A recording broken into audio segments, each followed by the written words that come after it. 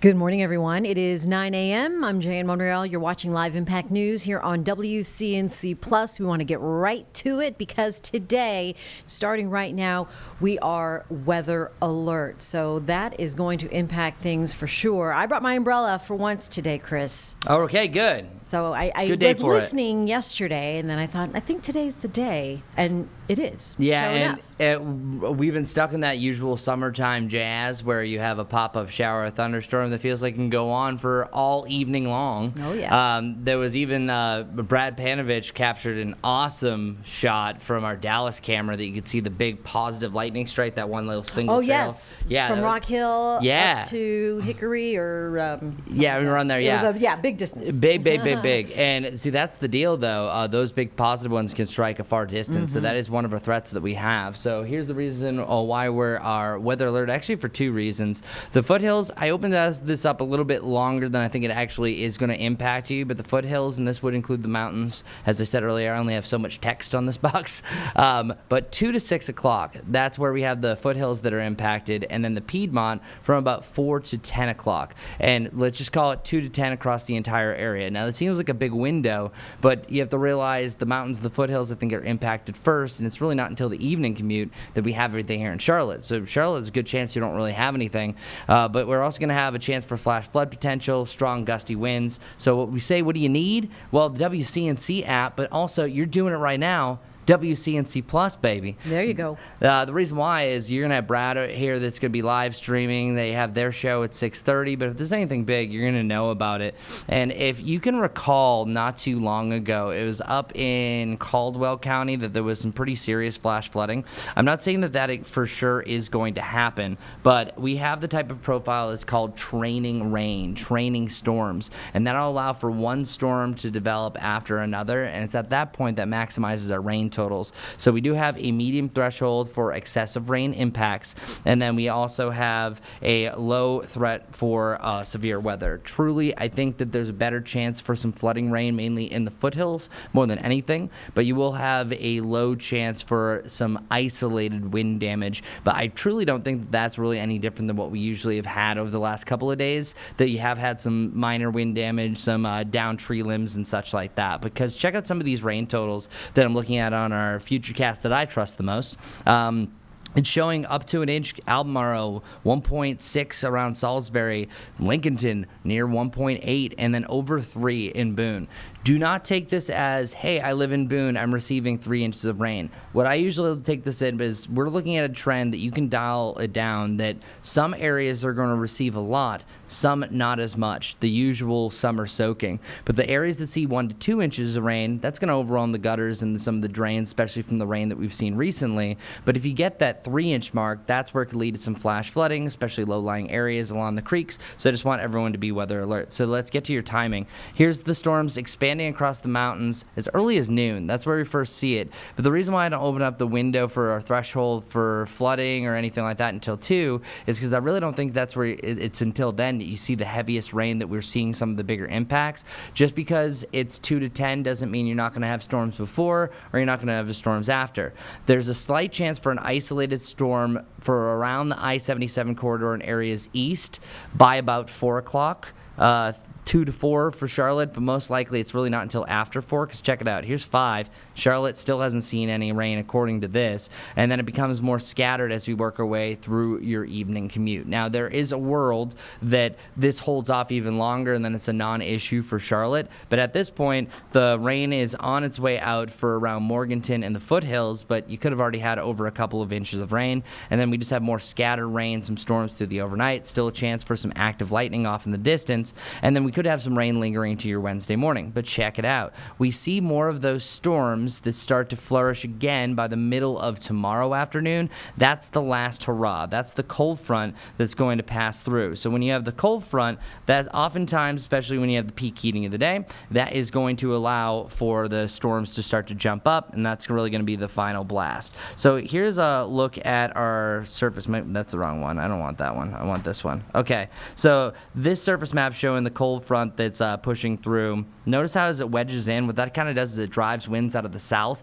Sometimes it can fire up a trough as well. So it's often the prefrontal boundary that's stronger than the actual front. This front will take its time pushing through the area, and that's the last batch of storms tomorrow. No designated severe threat for the Storm Prediction Center, but then eventually it's going to be out of here and southeast of us. Still some chances of storms along the shoreline heading into your Thursday, but Charlotte is starting its dry trend at that point. Also, shout out to Lily. She made the surface map this morning, so Lily's crushing it. You're going to go back to Georgia and people, yeah, there she is. Woo! And it's like, wow, you made the best surface maps around. But then really outside of that, I really like the trend that we're heading in. It's going to take a little bit to start to dry out. But here, I want to show you the 10-day outlook as far as our precipitation goes. That's our lows. I'm sorry. Tiny windows, tough to see. Maybe I need glasses getting older.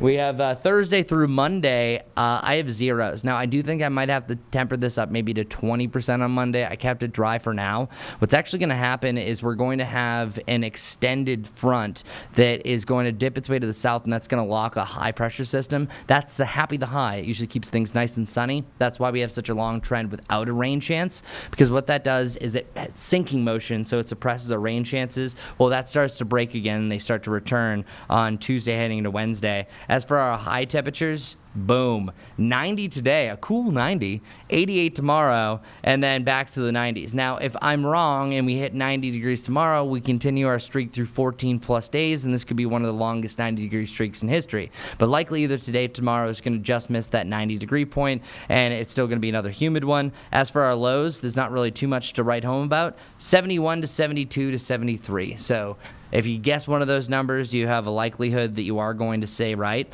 But there's another thing that we brought up yesterday, and that was the chance for tropical development. And the reason why we said that is because of this scenario. You have the front that passes today that's going to drop down to the south. That's going to allow a low-pressure system to hover right around Florida. So over the next 5 to 7 days, you can have this low turning from the stationary front, then eventually fading out to this little trough that could form a little tropical development, even a chance of turning to a tropical storm. That would be Chantal. Only a 20% chance for right now, but the good news for us is, I said, could this impact us? No, that's just tease jargon. I don't think it's going to impact us for the near term, is because a high-pressure system literally puts up the Heisman and blocks anything from happening. So I think you have a good chance that this just blocks anything to the south.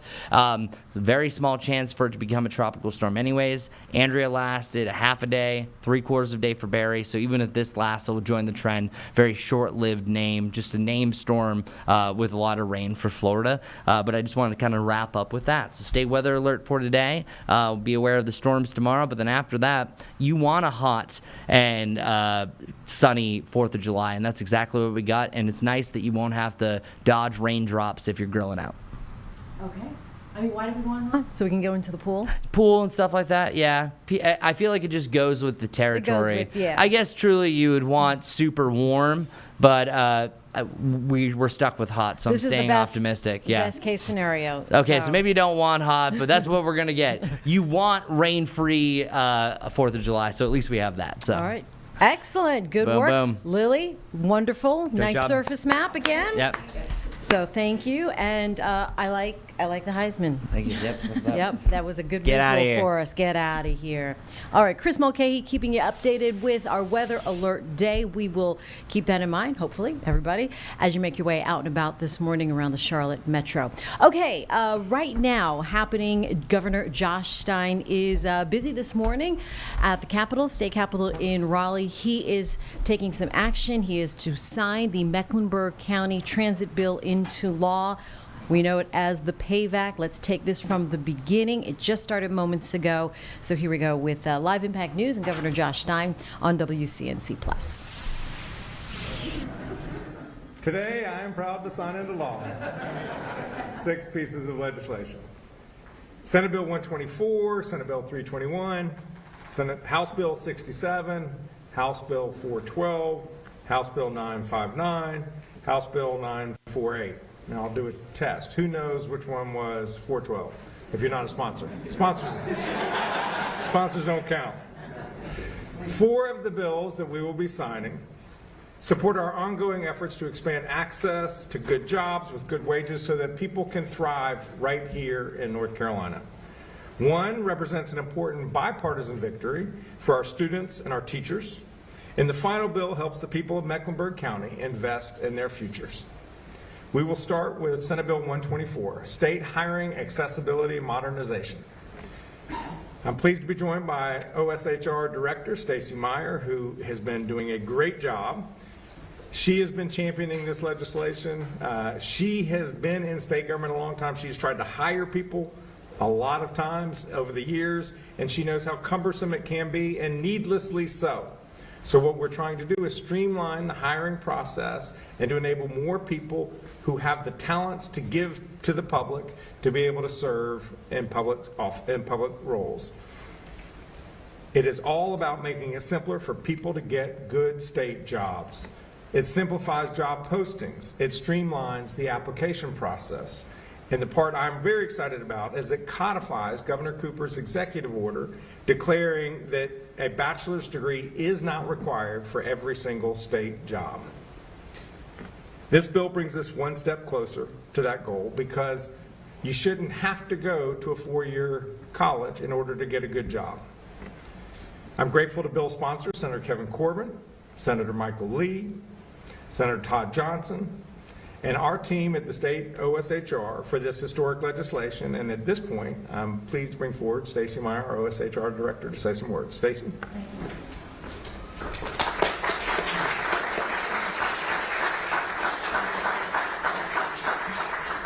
Good morning.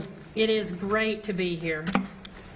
Thank you, Governor Stein, Senator Corbin, and Representative Bell for your bipartisan leadership as we work to transform the state human resources system.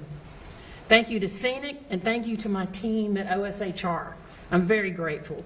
I've been in state government for a long time, and these many years later, I'm still proud to be a public servant. I want others to experience the same honor and privilege that I have serving North Carolina. The challenges we face today are high vacancy rates, an aging workforce, as I say that to you, and it takes us far too long to fill positions. As an aside, this legislation was passed and will be signed in 1 day shy of the time that it takes us to hire a state employee, 182-day average. To meet the needs of future generations, we have to transform our state human resources system. This legislation makes that system easier, faster, and better. Senate Bill 124 decreases barriers. It reduces the number of jobs that require a college degree. It allows resumes or online profiles to be used in all state job applications. It expands temporary to permanent hiring to all agencies and makes hiring, pay, and classification more flexible. Our transformation is ongoing and remains focused on making it modern and simple. Also, we have to appeal to the next generation so we can attract and retain a highly qualified and skilled workforce. Our state employees work hard each day to support the people of North Carolina, offering services that are indispensable to our collective well-being. This legislation is a critical step in elevating public service and meeting the needs of tomorrow's workforce. We've made our HR system better in the first 6 months of this administration, and this is just the beginning. We must promote public service and nurture the next generation, welcoming the brightest and the best to join our state. I want everyone to know that we are hiring and that we want public-spirited people to join our amazing team and make a difference. I'm proud to be a public servant, I'm proud to be a North Carolinian, and I'm proud to support our governor's mission of creating meaningful opportunity for every North Carolinian to succeed. Thank you.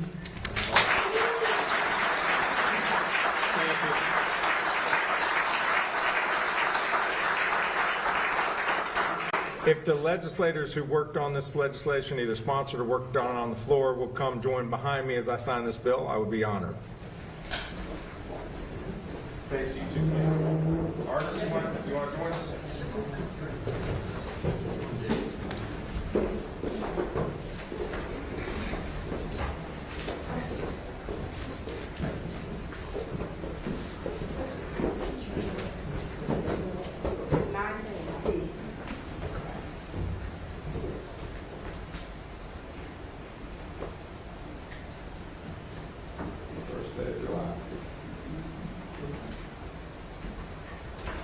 First day of July, this is now law.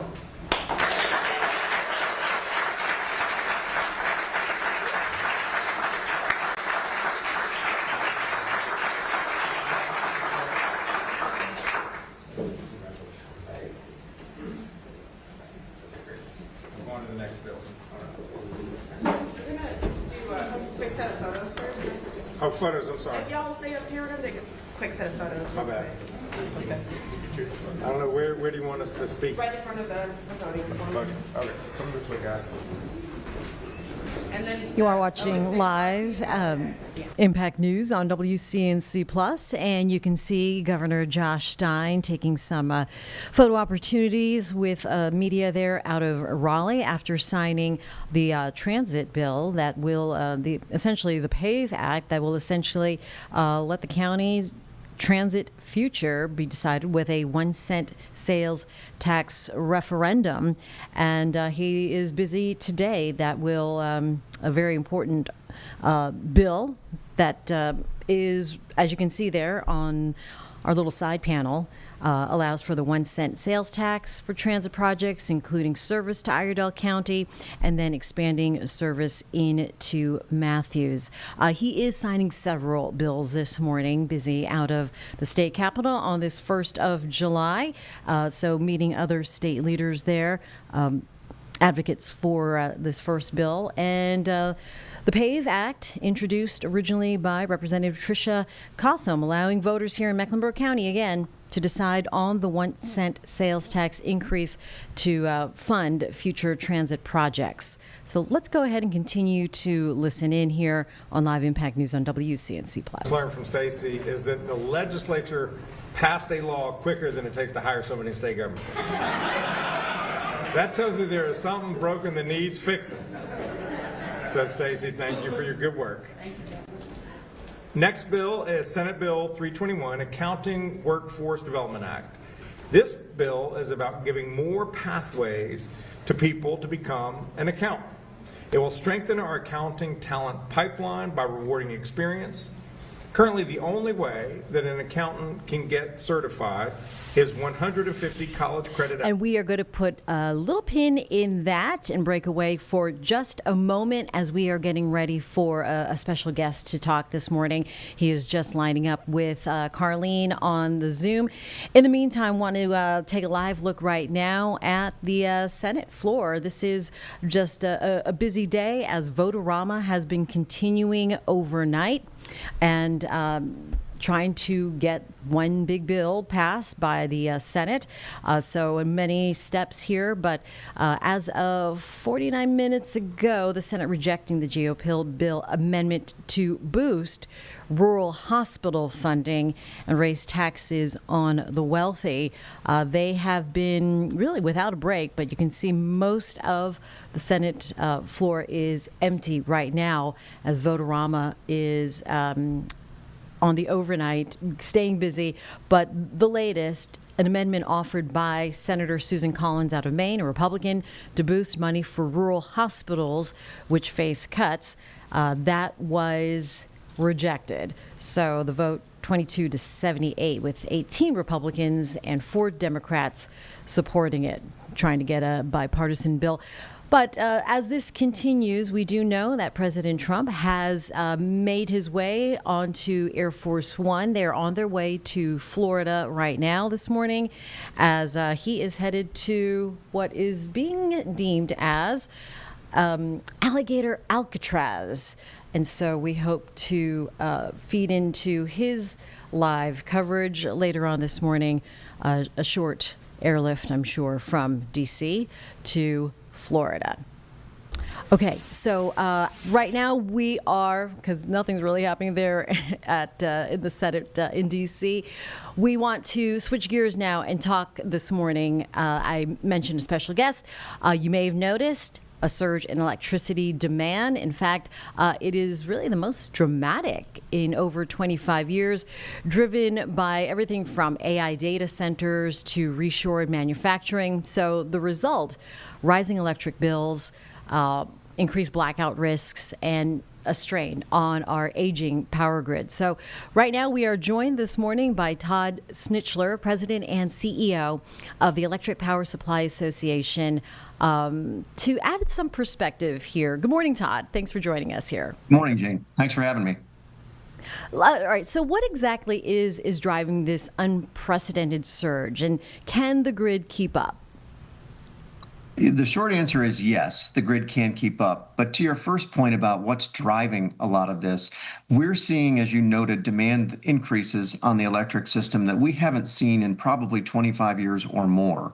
And that's coming from a number of things. You mentioned AI and data centers and the reshoring of manufacturing, but it's electrification of buildings, it's electrification of people's homes, and all of the deployment of new technologies that we all have become so reliant on these days. But we're also seeing a retirement of resources from the system. And so you've seen older units that are no longer economic and have exhausted their useful life that are retiring. And so the need for new resources is very apparent at the same time as we're adding new demand on the system. And that supply demand crunch is part of what's driving a lot of the need for new resources, as well as the impacts that it's having on consumer bills. So, do you believe, I mean, with AI data centers and the other issues that you speak of, do you think tech companies are doing enough to address their energy footprint? Yeah, I think that's the question a lot of people are asking, and I think the answer to that is yes. I think the tech companies are doing what they need to do. I think power suppliers are doing what we need to do in the way of making investments in existing and new resources.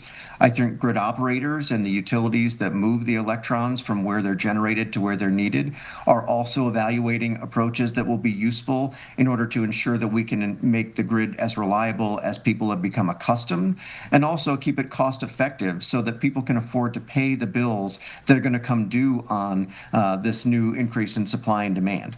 Yeah, speaking of which, with our viewers at home watching and they're looking at their monthly electric bills, how is this translating to just, your basic family of 4 or 2.5 kids? Are we looking at temporary price spikes, or will this level out at some point?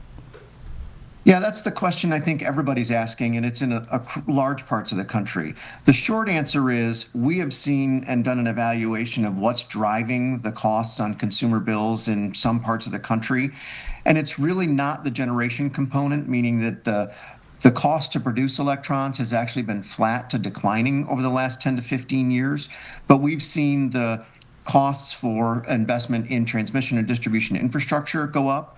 We've seen the costs of state policies that have required certain resources or have retired other resources before they would otherwise have retired have an impact on that supply-demand balance we've been talking about. And some of those things are what's driving the increase in consumers' bills. How long those increases will last, I think, is a bit of an unknown. I do know that our members work as hard as they can to deliver the least cost generation or the least cost energy into the system. And that's one of the ways that mitigates the cost that consumers have to pay. And that's not true in every state across the country, but it is true in the states that offer competitive options, including, many of the states in the Northeast and the Mid-Atlantic, and people have certainly heard of Texas. North Carolina doesn't have that same opportunity, but that's one of the ways that we're looking at how consumers can reduce the impact to their bill in a way that will help them make sure that they can make ends meet. Here in Charlotte today, we are actually weather alert because of the weather and with these extreme weather events, especially through the summer and demand surging. Sure. What should families be doing to think about the future here? Yeah, I think as people look at what they can do in order to try and help mitigate some of these costs for their monthly bill, I think there's a handful of things that they can do. Certainly, they can look at how they want to react to the temperatures. Some people are suggesting that you raise your thermostat in the summer in order for the temperature to go up a few degrees and mitigate what the costs could be. Certainly, there are things you can do around your home if you want to weatherize and find ways to improve efficiency that will reduce expenses for consumers on a monthly basis. And that's true both for the winter season and for the summer season. And then I think people can think about how they want to focus where they're going to do some of the things that consume energy. So doing things on off-peak hours, as we call it. So later in the evening and overnight, the dishwasher and some of the things that could wait. Those are ways for people to reduce their demand on the system and ultimately help them reduce what their costs will be. But in the end, we're going to have to solve this by adding new electrons or new supply to the system and ensure that consumers can get access to that, whether it's through new transmission or distribution infrastructure, as well as the supporting infrastructure that's going to power those power plants. All right, you talk about solutions that can be reached at some point. Right now, what are we looking at? Wind and solar energy. Critics, some say that that's not crazy reliable. Can we transition to clean energy without sacrificing, affordability or grid stability? Yeah, I think you're asking the question a lot of people are asking, and I think the answer is we need all of the above. And by that, I mean we need to keep the resources that we already have on the system, those that are dispatchable. So that's nuclear, that's natural gas, that's coal. And we're going to see the addition of new intermittent resources, the ones that you mentioned, wind, solar, and battery storage. All of that is going to be necessary if we're going to ensure a reliable system. And when they work together, the performance characteristics of some of the dispatchable resources fill the need that exists when intermittent resources can't perform. When intermittent resources are providing energy and they're available, you can dial back your dispatchable resources. So the system actually works in concert in a way that ensures reliability and will utilize all of the resources that are available in order to do that. All right. For folks who want to stay informed about energy and any issues affecting their communities, where should we go? You can go to the EPSA website, that's epsa.org, and find information about this and all kinds of other topics available. All right. Todd Snitchler, President and CEO of the Electric Power Supply Association. Thanks for giving us your insight this morning. A very important conversation. Thanks so much for having me. All right. Appreciate your time. Appreciate it. Here on Live Impact News on WCNC Plus, as we come up on 9:30, really good convo there. I told you that the Senate, their vote-a-rama is still in session, trying to forward from the Senate floor a bill, the one big beautiful bill that the president has been trying to push to get on his desk before the holiday, before the end of this week. Our Alice Barr giving us the latest now from Washington. On Capitol Hill overnight, the marathon before the sprint as Republicans push to pass President Trump's signature spending and tax cuts bill. Make sure taxes up tomorrow, the next day, forever. Senators locked in a vote-a-rama, introducing unlimited amendments before a final vote. We have before us a bill that gives tax breaks to the top 1% that will be paid in cuts to Medicaid, SNAP, and more. Proposed changes repeatedly shot down, including one from Republican Susan Collins, to increase taxes on the ultra-wealthy in order to boost funding for rural hospitals. When these facilities close their doors, the people they serve are often left behind without access to health care. Democrats say Republicans are creating the danger to rural health care through Medicaid cuts and not going far enough to fix it. It is a Band-Aid on an amputation. It provides just a tiny fraction of the nearly $1 trillion in cuts. More than 11 million Americans are expected to lose their health care. Republicans argue the overhaul will help keep Medicaid running long term. We are fiscally making Medicaid more sound. Also touting the bill's extended tax cuts and billions for defense, deportations, and the border. Spending the nonpartisan Congressional Budget Office estimates will increase the deficit by more than $3 trillion. President Trump's one-time advisor Elon Musk resuming his online attacks, saying Republicans who campaigned on cutting spending and backed this bill, quote, will lose their primary next year if it is the last thing I do on this earth. In Washington, Alice Barr, NBC News. Here we are at 9:30. You're watching Live Impact News on WCNC Plus. Appreciate you downloading the WCNC Plus app and telling everybody you know, because we get you all of the local, state, and obviously national news that affect you and impact you and your world. So minutes ago, before we talked about the energy grid with Todd Snitchler, Governor Josh Stein from North Carolina signing several bills this morning, including the one that a lot of Mecklenburg County residents have been looking at, the PAVE Act. So with him signing it into law, that's going to pave the way now for a November decision where voters can now weigh in on the county's transit future with a 1-cent sales tax. Let's go ahead and pick things up where we left off here on Live Impact News on WCNC Plus. Next bill is Senate Bill 321, Accounting Workforce Development Act. This bill is about giving more pathways to people to become an accountant. It will strengthen our accounting talent pipeline by rewarding experience. Currently, the only way that an accountant can get certified is 150 college credit hours. That's 5 years in school. This bill opens up an additional way by giving 2 years of work experience under your belt credit to get licensed as an accountant. You still have to pass the same exam. You still have to be good at your job.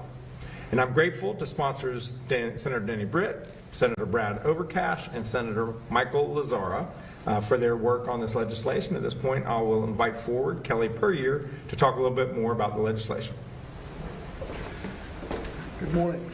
Good morning, Governor Stein. Good morning, members of the General Assembly, and my fellow CPAs and other distinguished guests. It's an honor to be here today to represent more than 12,000 members of the North Carolina, the North Carolina Association of CPAs. We're going to celebrate the signing of Senate Bill 321, the Accounting Workforce Development Act. This new law represents thoughtful, forward-looking reform that addresses one of the most pressing challenges facing our profession. The CPA pipeline. We're having problems finding people like everyone else. So for more than 2 decades, candidates for CPA licensure, as the governor mentioned, had to complete 150 hours of education, almost an extra year of education. So, plus they had to pass the CPA quiz, and they had to spend a year working for a CPA. For many students, the cost and the extra time was just too much, and so they didn't become CPAs. And this legislation will help change that. Senate Bill 321 creates an additional modernized pathways for future CPAs. Under this path, candidates are only required to have a bachelor's degree, pass the CPA exam, and have 2 years of experience under the supervision of the CPA. This reform maintains the professional high standards while making the path more accessible, affordable, and practical. It opens doors for capable, motivated students and strengthens the pipeline of talent needed to serve our businesses, our communities, and our economy. I want to thank the bill's sponsors, Senators Danny Britt, Brad Overcash, and Michael Lazzara for their leadership. I also want to thank the General Assembly for passing its bipartisan support of this bill, and finally, Governor Stein for signing this important legislation. NCAA-CPA is proud to have worked alongside our nation's leaders to create a solution that benefits the accounting profession, the public, and the future of North Carolina. Thank you very much. Very good.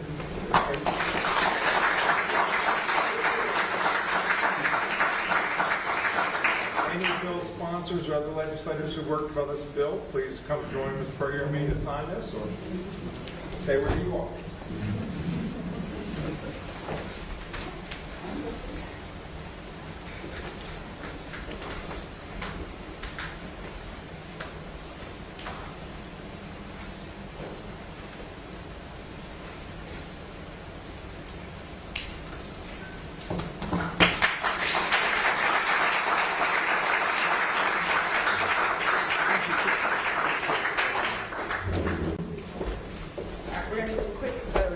Sorry about that. We're going to do photos in between each one.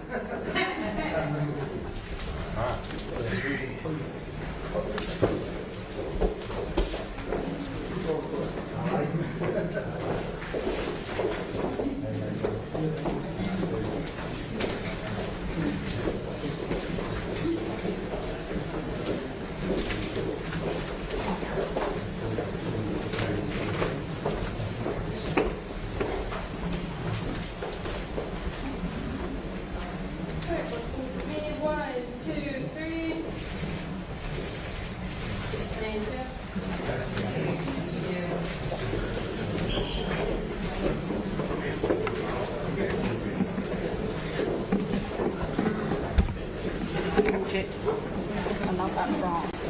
Don't push left. Yeah, that's a sandwich. Good job.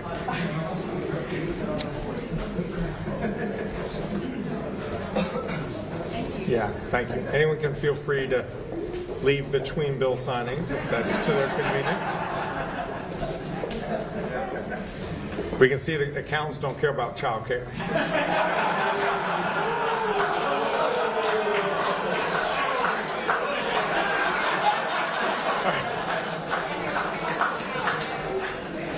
The accountants love children. Accountants love children. No, thank you all for coming. Thanks for advocating for the profession and for the people who need accountants of North Carolina. So thank you. I will now sign House Bill 412, the Child Care Regulatory Reforms Bill. North Carolina's children and parents need accessible, affordable, and high-quality child care.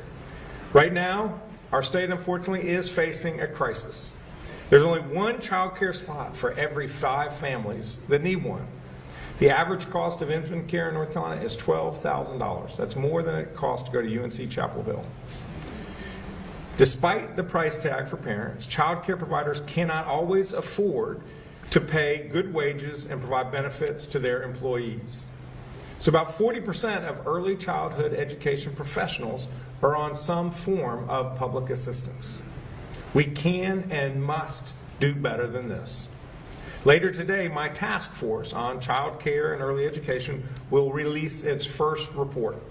The report includes recommendations on child care financing, workforce support solutions to help our state move forward in this crisis. And I see Senator Bergen is here, and he is a co-chair of that task force, and we thank you for your good work.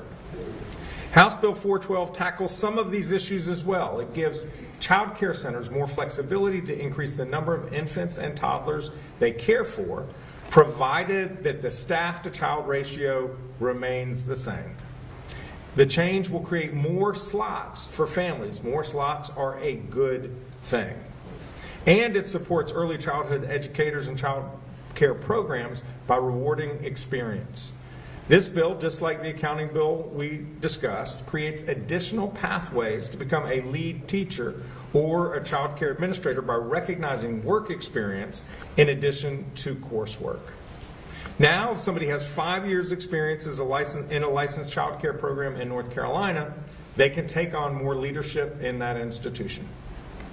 This will help our child care programs recruit and retain high-quality staff that they desperately need to care for our children. While there is much more work to be done to address the child care crisis, including more investment needed for early childhood education. I got a lot of educators, a lot of legislators in the room, so please hear me. We need more than what we've been getting. This bill does take important steps forward to address barriers for child care programs, and I'm grateful to the legislators who championed this bill. Representatives Dean Arp, Donnie Lambeth, Aaron Paré, Heather Ryan, Senators Jim Bergen, Sophia Chitlick, and Jay Chowdhury, among many others. At this point, I'll bring forward Dan Rockaway with the Licensed Child Care Association to say a little more about the legislation. Dan. Thank you, Governor Stein. My name is Dan Rockaway. I'm president of the North Carolina Licensed Child Care Association. I'm also co-founder and owner of Sounds and Colors Child Care Centers. On behalf of the North Carolina Licensed Child Care Association, I'd like to thank Governor Stein for inviting us to this wonderful ceremony, but more importantly, for signing this bill. I furthermore would like to thank the bill sponsors in the North Carolina General Assembly, especially Senator Jim Bergen and Representative Dean Arp. Thank you very much. The common sense changes to child care regulations that were included in this bill will help high-quality state-licensed child care and early education programs serve additional families in the communities, which is desperately needed. Recognizing a positive track record and 5 years of work experience in this field by awarding these dedicated early childhood educators state-sanctioned credentials will help child care programs open new classrooms and retain and reward valuable teachers who love working with our children. Creating the first ever experience-based early childhood credential will also eliminate a barrier to establishing new family child care homes, which are preferred by many families who need care for infants. These are families that work first, second, and third shifts. Additionally, giving high-quality child care centers the opportunity to maximize classroom space by providing them the flexibility to increase group sizes, as well as maintain important staff-to-child ratios, will help more families access the care they need and reduce long waiting lists across the state. Just as important as the changes that will take effect immediately as a result of this bill's signing are the commitments in the bill to bring experts together to keep working on the solutions to some of childcare's greatest challenges. Challenges such as finding affordable insurance or accessing affordable property.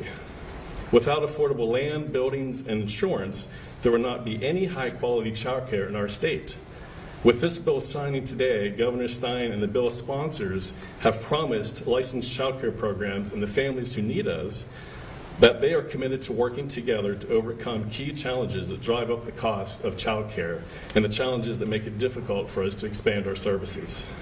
Again, on behalf of the North Carolina Licensed Childcare Association and all of North Carolina's high-quality licensed childcare centers and family childcare homes, we thank you for your collaboration and leadership in getting this bill passed and signed today.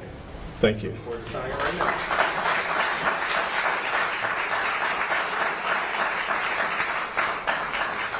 The legislators who worked on this bill, please come forward. Which way? Let's go back here. Right here. When they're done with the photos, we'll move it back.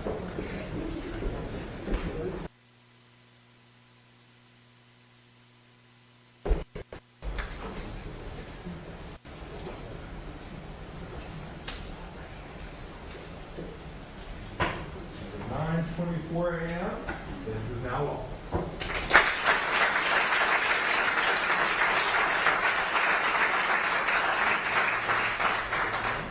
We're going to do a photo with this group, and then any of my advocacy stakeholders who are in the room, y'all will do the next photo.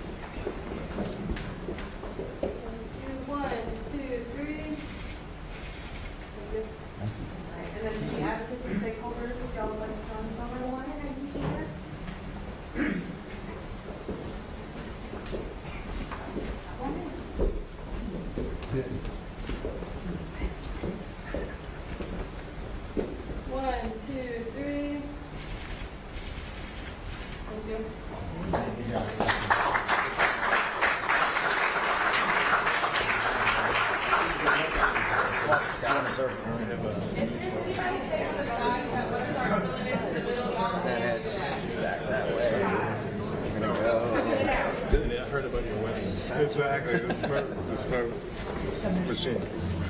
Thank you. Thank you. Yeah.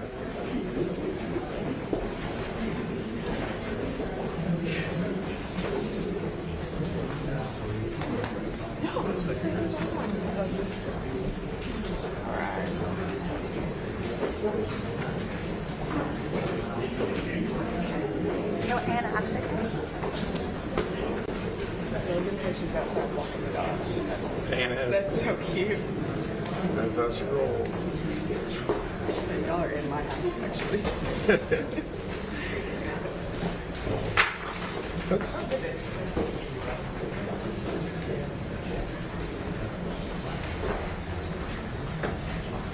All right.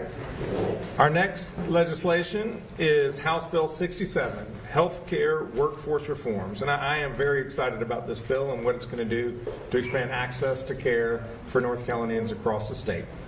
This legislation enables North Carolina to enter into two interstate compacts, the Interstate Medical Licensure Compact for physicians and the Physician Assistant Licensure Compact for PAs. Now, if a physician assistant moves from Tennessee or Virginia to North Carolina or serve patients across the border, they will not have to get licensed all over again. And physicians from those compact states can get their new license issued more quickly. All of this is about increasing the supply of providers to the people of North Carolina. We are a fast-growing state. That way, healthcare professionals can start treating our people and helping them get healthier faster. There are a couple of other provisions in the bill that also strengthen our workforce and help people get healthier all at once. It strengthens rural health care by enabling qualified doctors trained in other countries to come provide care. And it helps protect healthcare workers from surgical smoke. Recognizing the workforce shortages we're coming up against, it also creates a behavioral health workforce enhancement program in our community colleges. This bill is an investment in people's health in a number of important ways, and I am proud to sign it into law. I'm grateful to the bill's sponsors, Representative Tim Reeder, Grant Campbell, Larry Potts, and Donnie Lambeth. And at this point, I'll invite Representative Reeder to say some more words. Well, thank you very much, Governor Stein, for inviting me to participate in the ceremony this morning. I'm really proud of the bill and the work that so many people have done to ultimately improve the health and lives of North Carolinians. In particular, Representative Campbell, Representative Potts, Representative Lambeth, and on the Senate side, Senator Story, Senator Bergen, Senator Galey. This was a huge omnibus bill. If we wanted to list all the sponsors, there was 10 bills in this bill. So we'd probably be up to 20 or 30 people. So I'm not going to try to recognize all of them. But these 10 bills, I'm not going to talk about all of them. Don't worry about that. They're really going to be important to help make in addressing our healthcare workforce needs. Including in this bill are those provisions that will allow physicians and PAs to get a license easier in North Carolina with that compact. We've been working on this for a number of years, and it has finally come to fruition. We know that attracting physicians and PAs to the state will increase access. It will also help with telehealth services that are really important that we've seen in the last couple of years. With the proper safeguards of the medical board, these licenses will happen, as well as internationally trained physicians coming to North Carolina. We've updated the rules for pharmacists so that they have broader authority to participate with physicians in the care of patients, bringing their expertise to the team-based clinical team. This is an important provision in this bill. We've heard about the crisis in mental health in North Carolina, and working with our community colleges, the bill enhances the opportunities for students to enter professions to deal and help treat patients with mental illness and substance abuse. Very important. We've updated the rules for master's level psychologists, again, to help them take care of our patients. Ultimately, these provisions will help increase the workforce for those who are suffering. Growing the workforce for healthcare is a critical way with which we are going to meet the needs of our citizens in North Carolina. For if we do not have health, we are not able to raise our children, we're not able to work and provide for our families and support our communities. This bill that the General Assembly delivers to you today will continue to work to make North Carolina the healthiest state in the country. Thank you very much for this opportunity.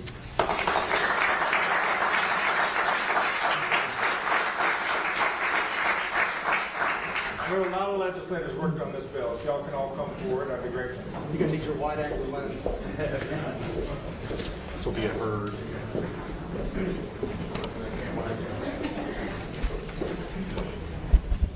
Thank you.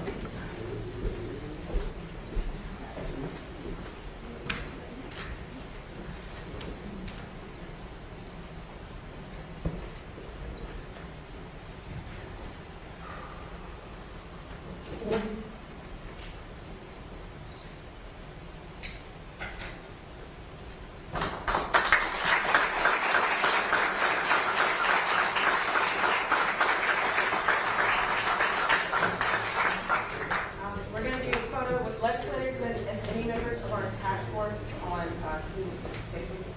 Christina, we'll do that next. And educators as well. All right, 1, 2, 3. Thank you. All right, task force folks.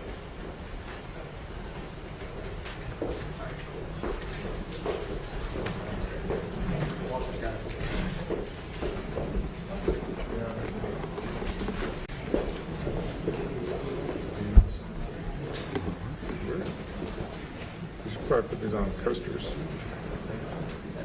No worries. Thank you. Thanks very much.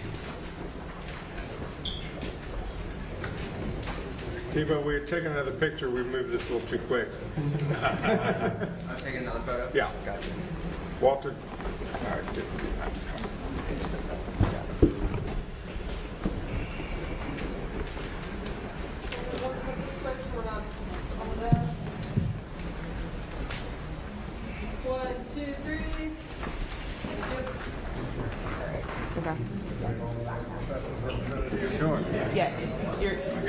third micro. Sure.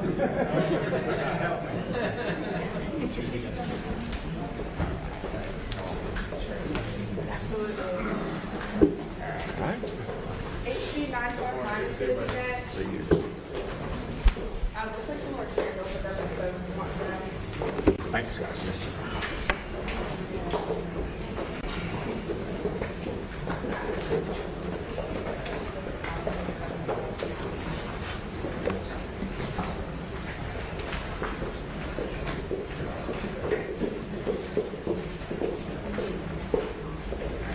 I guess the medical providers don't care about education.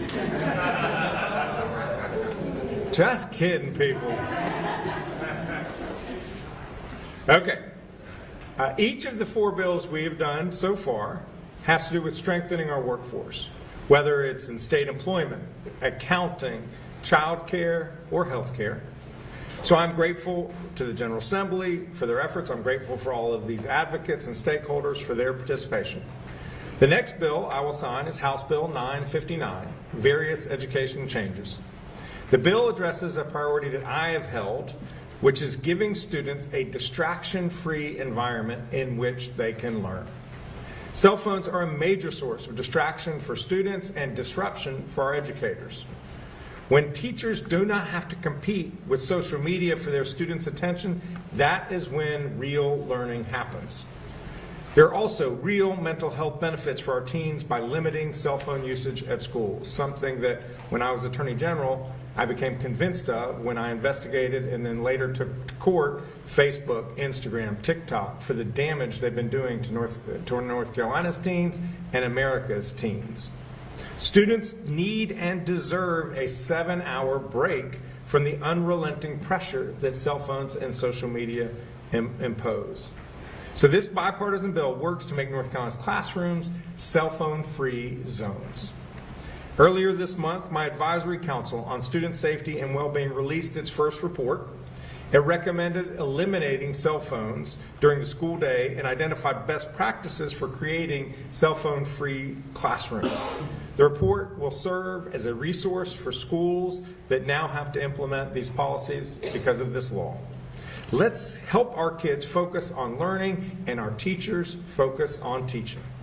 I'm grateful to the legislators who've championed this proposal, including Representative Brian Biggs, Neil Jackson, Hugh Blackwell, and Kyle Hall, as well as Senators Jim Bergen and Michael Lee.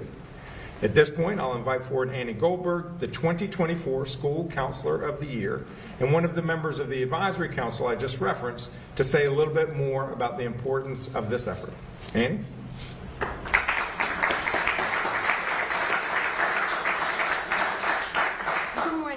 My name is Annie Goldberg, and I'm the school counselor at Broadview Middle School in the Alamance-Burlington school system. I'm also the current North Carolina School Counselor of the Year and one of the many proud members of Governor Stein's Advisory Council for Student Safety and Well-Being. After Governor Stein established this advisory council through executive order, our first task was to propose recommendations surrounding cell phone use in schools. Over the course of 2 short months, we analyzed data, reviewed public feedback, listened to presentations from experts, and heard from a panel of high school students about their experiences with phones in schools. One of the strengths of this advisory council is the wide variety of stakeholders involved. We have representation from members across all geographic regions of the state, grade levels served, positions held in schools and community agencies, and years of experience. What became clear through our discussions, however, was that everyone involved in this process has a heart for doing what's best for the students of North Carolina. This led our council to make the recommendation that school systems in North Carolina eliminate the use of personal cell phones and communication devices from the beginning to end of each school day.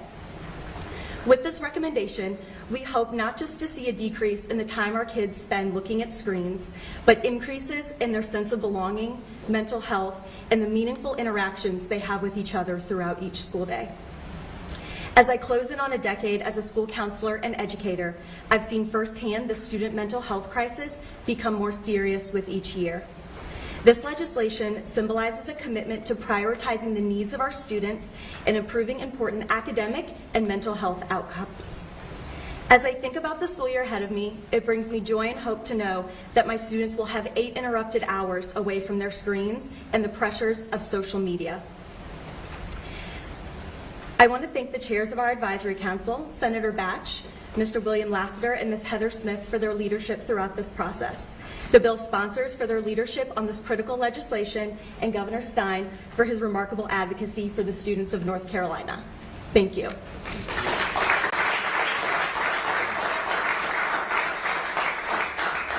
And will the legislators please come forward as we sign this legislation?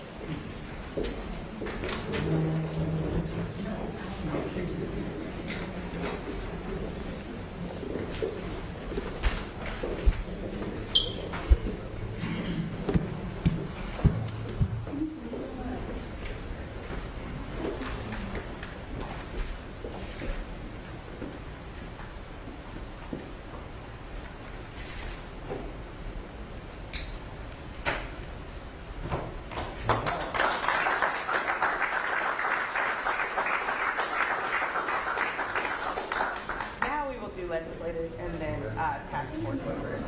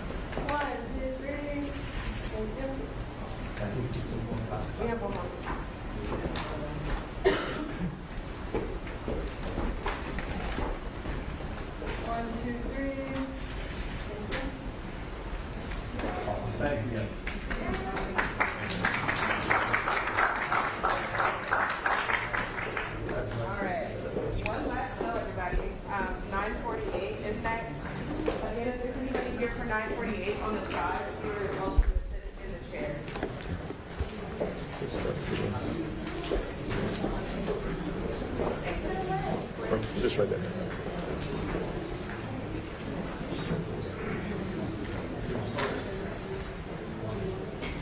I didn't lose the mayor, did I? Oh, there she is.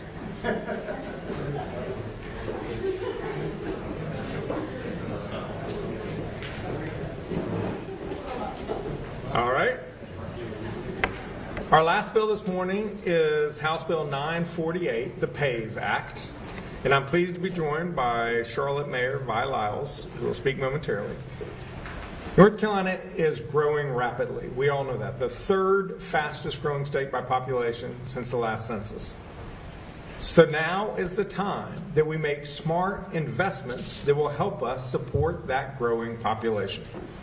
That is why Mecklenburg County and its municipalities want to strengthen their transportation network. The county wants to give its residents the opportunity to make it easier to get around their county by supporting a 1-cent sales tax that will improve roads, expand the light rail and bus system, and eventually introduce the Red Line to Mecklenburg County. These investments would help expand mobility and economic opportunity throughout the county of Mecklenburg. I wish the folks in Mecklenburg County the best as they pursue these most worthy goals. I'm grateful to bill sponsors, Representative Cotham, and practically the entire Mecklenburg delegation, the number of whom are here today. Thank you for your hard work. And at this point, I will invite forward Mayor Lyles to speak to the legislation.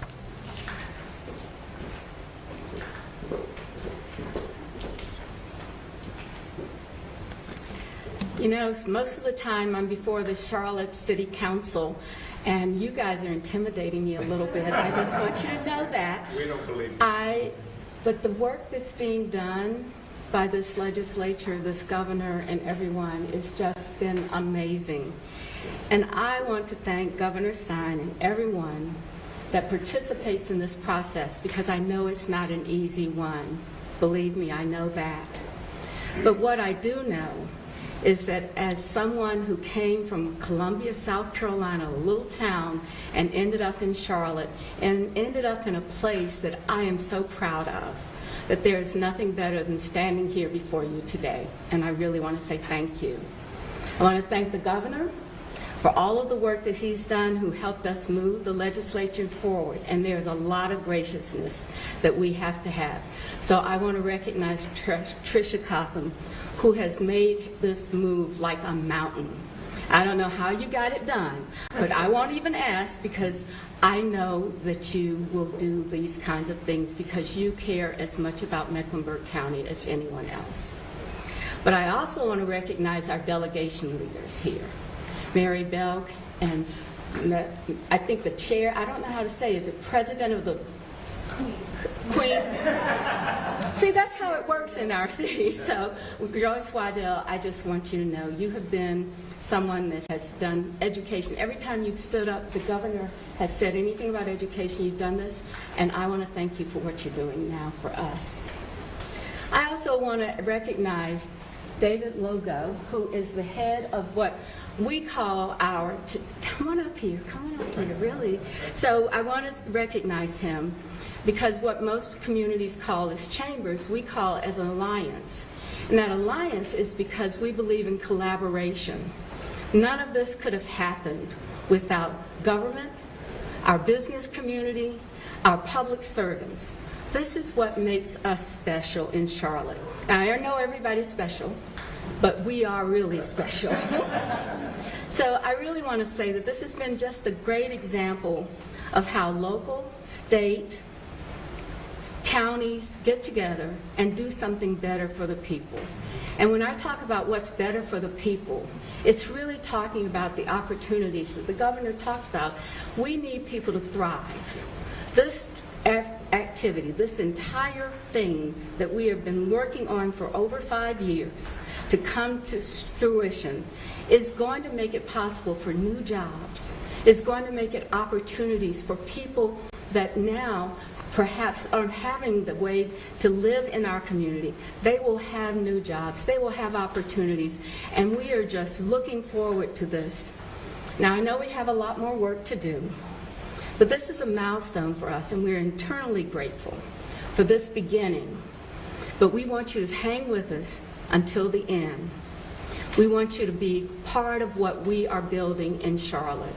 More than that, we want you to have an opportunity to see how we can contribute to North Carolina as a city, as a state, as a county.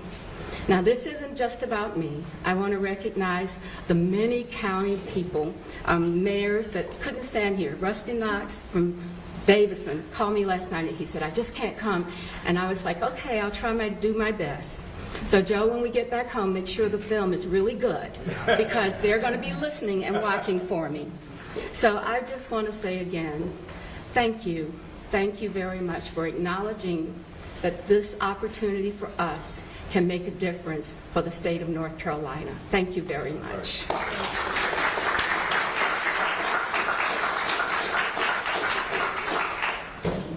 All the representatives, senators who worked on this legislation, please come forward. I was really pretending to crowd. There you go. No worries, bro.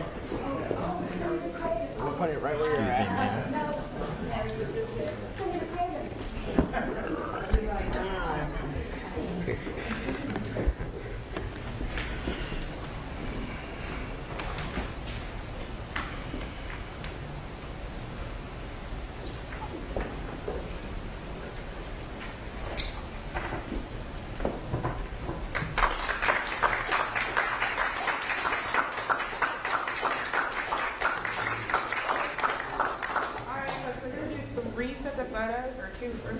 I'm going to do the bill signing votes. Any legislators that would like to also be part of the photo, jump on in, and then we're going to do City of Charlotte / Mecklenburg County. So, what's up this way? All right, 1, 2, 3. Thank you. Now I got the pressure. All right. We have a couple of people. And then my Charlotte Mecklenburg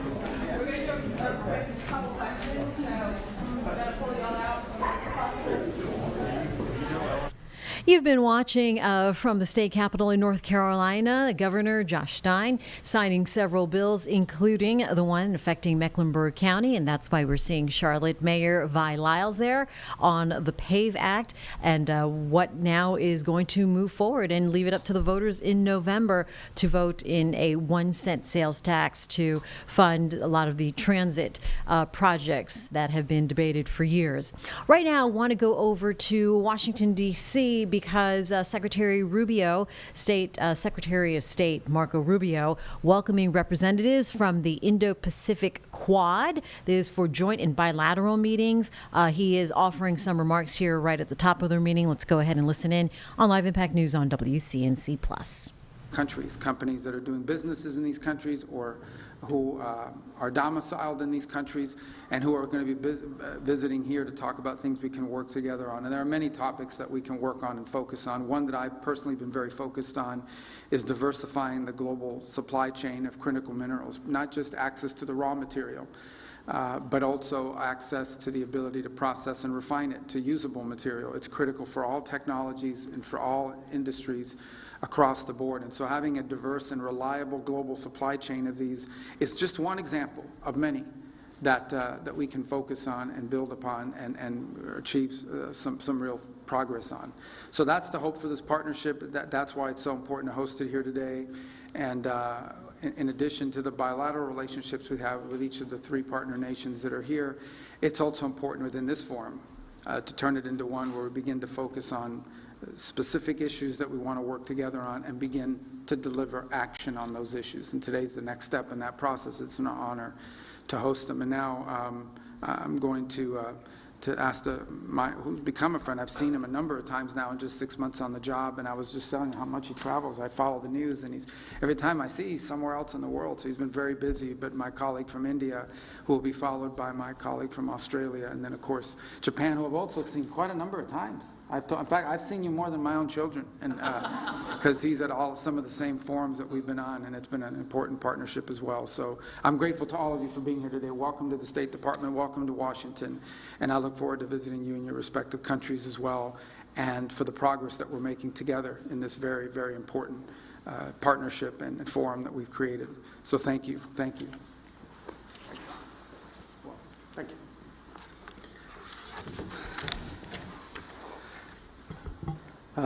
I'm very pleased to be back in D.C. for the second time this year for a Quad Foreign Ministers meeting.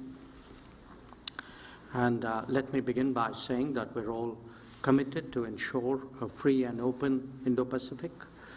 To that end, our endeavors are devoted to promoting a rules-based international order. It is essential that nations of the Indo-Pacific have the freedom of choice, so essential to make right decisions on development and security. In the last few months, we have made significant progress in Quad initiatives. They include the maritime domain, logistics, education, and political coordination. We will be discussing that in greater detail. The working of the Quad has also been made more efficient through streamlining the working groups. A more cohesive, nimble, and focused Quad will certainly help deliver better.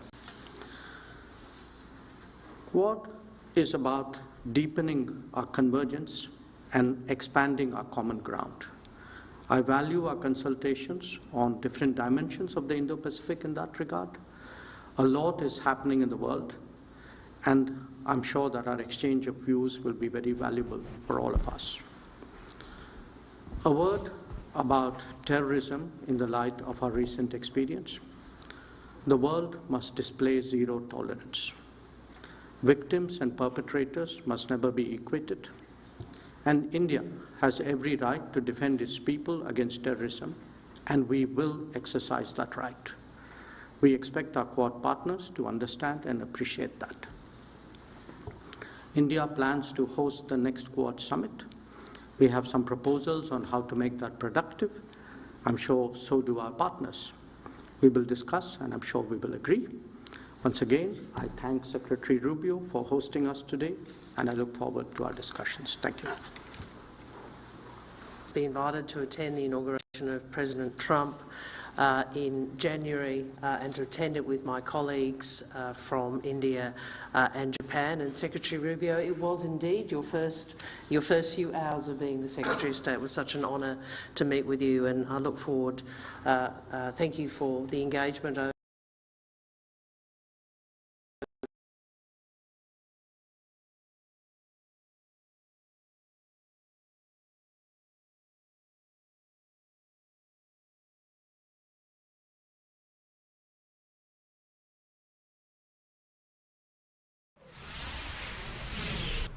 All right, it looks like that picture is frozen from D.C. with Secretary of State Marco Rubio accepting many leaders from the Indo-Pacific, including from Japan, who will be having a meeting, closed-door meeting there around noon. But right now, from the Senate floor, we understand that this vote-a-rama has pretty much lasted more than 24 hours, the longest one now in history, as folks there in the Senate are beginning to refill the room and trying to push the one big bill forward with all of the amendments that have either been rejected or moving on. It's been quite the process. Now setting a record of over 24 hours in the Senate trying to get things going, and Democrats saying that they are trying to do everything they can to stall any sort of progress in the one big bill.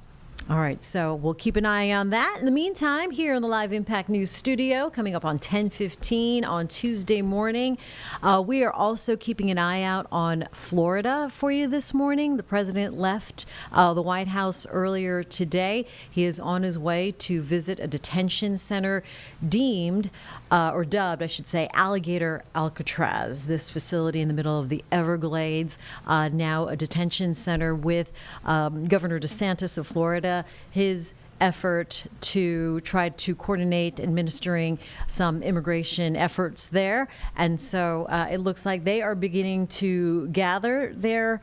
So we will dip into this when we see fit, when we see the president certainly come into, I believe he's still en route anyway, to the Everglades at this detention center here in Ochopee, Florida, in the middle of the Everglades. A controversial one at that, as Native Americans and other local tribes there saying that this is in the middle of some sacred land, some vulnerable areas with endangered species.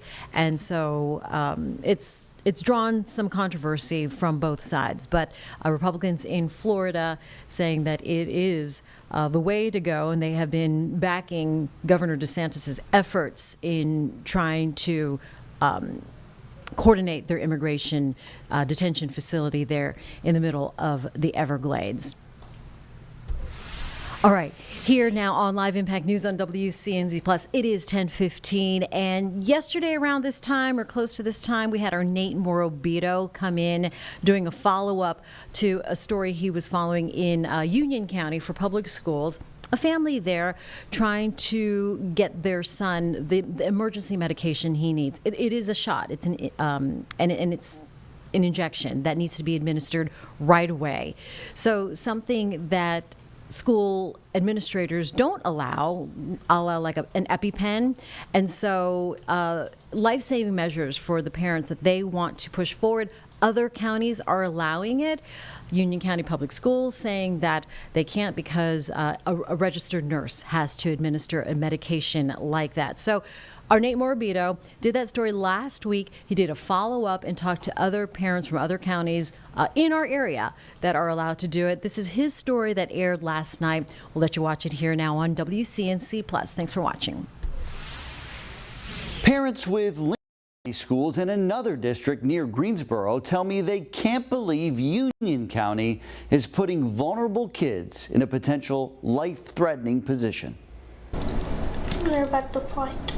In the real world, when you get knocked down, it's critical. 1, 2, 3. You get up again. He's out. But Gavin Tenner's family wrestles every day with the reality. He was my firstborn, so it's like... This 7-year-old can't always bounce back on his own. It's the heaviest weight in the world. Instead, he occasionally needs a tag team partner. Thankfully, his Randolph County School has stepped into the ring as a safety net. Kindergarten teacher, all the assistants, the first grade teacher. His mom, Natasha, says several others, The PE teacher, the guidance counselor, the nurse, are trained to give him this necessary shot in the rare instance he goes into adrenal crisis. It's so relieving to know that he's taken care of. But she now knows not every family is this lucky. The school being unwilling to just give a child the basic care it's unreal to me. The medication itself is this white powder. 2 hours away in Union County, parents don't have that kind of support at district level. Is he in danger? Yes. As WCNC Charlotte recently reported, Union County Public Schools won't let anyone other than a school nurse give this potentially life-saving shot, which means on routine days when nurses are at different schools, there's no one authorized to help. It's exactly what we're worried about. A worst-case scenario, He would die. Period. parents are fighting to prevent. We have to ensure that no patient is lost because they're not doing the right thing. Dina Matos is the executive director of the CARES Foundation. The national advocacy group educates the public about congenital adrenal hyperplasia. This should not be happening. Matos is pushing schools to let unlicensed staff take on the almost no-risk responsibility of giving these necessary injections, telling us those that don't are unfairly singling out a vulnerable population. It's dangerous and they are discriminating. As WCNC Charlotte previously reported, Union County Public Schools incorrectly told parents state law prevents unlicensed staff from giving this kind of shot in a school setting.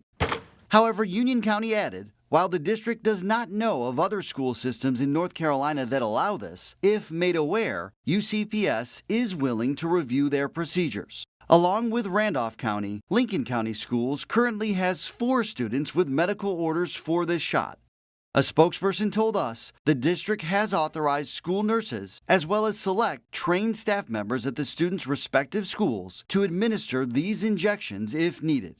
In response to WCNC Charlotte's discovery, Union County reached out to Lincoln County Schools and Randolph County Schools to inquire about policies and procedures for delegating this shot. A spokesperson told us as UCPS staff is committed to providing a safe and healthy learning environment for students, the district will continue to consult with other North Carolina school districts and evaluate its procedures. Back in Randolph County, with no pushback whatsoever. I'm very, very grateful for Gavin's school. Natasha Tenner says Gavin's school district has willingly taken on the responsibility. It means a lot. In her eyes, the ultimate champion for his safety. Nate Morabito, WCNC Charlotte. Here at 10:20 right now, I want to talk about the holiday and the serious side of the holiday weekend coming up.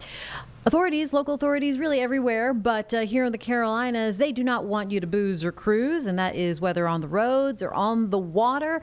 South Carolina troopers, as well as the Department of Natural Resources, speaking ahead of this weekend, giving a fair warning to you out on the roads and the water. Let's listen in here as we spoke to representatives from both agencies on WCNC Plus. Okay, so this July 4th weekend, it's a partnership with us and DNR.